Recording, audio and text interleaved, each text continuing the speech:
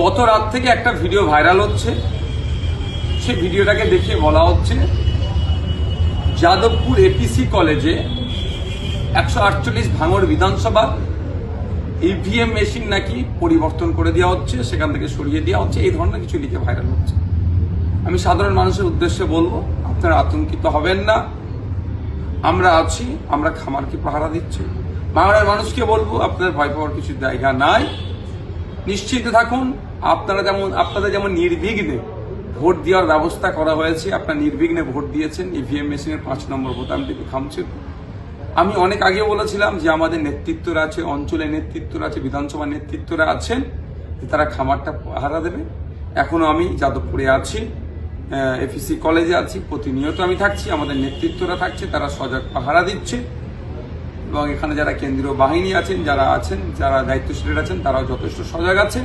সুতরাং ওই ভিডিওটি যাদবপুরের এপিসি কলেজের সাথে কোনো সম্পর্কিত নয়, কোনো সম্পর্ক নয়। বিশেষ করে ভাঙড় বিধানসভার যেখানে ইভিএম মেশিন আছে, ওই জায়গারও একটা ভিডিও নয়।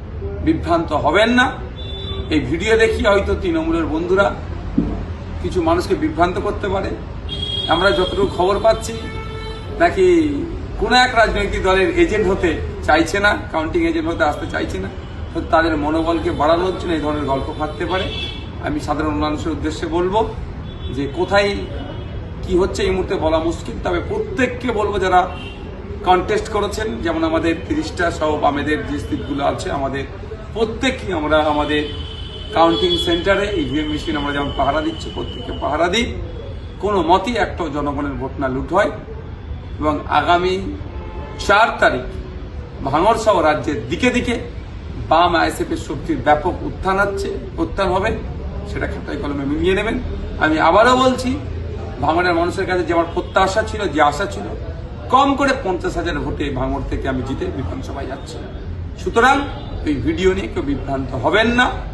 আপনারা যে ভোট দিয়েছেন, সেই ভোটকে খেতে আপনারা ফলিয়ে দিচ্ছেন, খামারটার রক্ষার দায়িত্ব আমরা নিচ্ছি।